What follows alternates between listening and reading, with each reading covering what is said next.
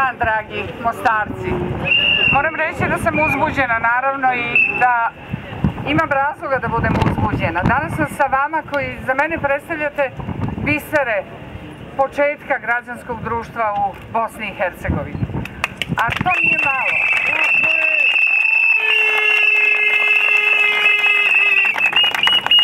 To nije malo, to je najviše što ste vi mogli i što vi možete. Voljela bih da možete mnogo više, ali koliko vidim, oni kojima se obraćate, onima na koje pledirate, ne reaguju baš previše na to što ih kažete.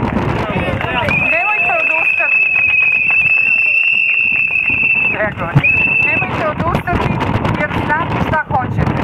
Ja sam sigurna da vi hoćete isto što i ja, da sačuvate Bosnu i Hercegovinu, da sačuvate državu.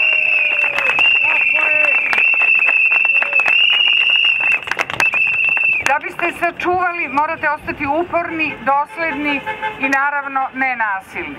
Ja verujem da ćete uspeti i verujem da će vam pomoći oni koji danas nema sa vama, da će jednog dana razumeti vašu upornost, vašu snagu i ono što nosite, a nosite u sebi najbolju i najlepšu energiju za neku budućnost koju zaslužujete.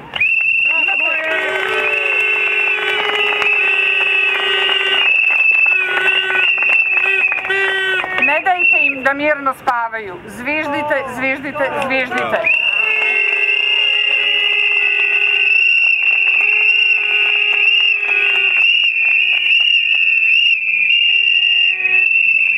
Neće biti ni lako i neće kratko trajati. U Beogradu smo godinama nosili i šerpe i lonce i lupali i o njih, pored zviždaljki. Probajte i to. Na kraju su gadovi otišli. Morat ćete tako i vi, ali ja sam sa vama. Hvala vam.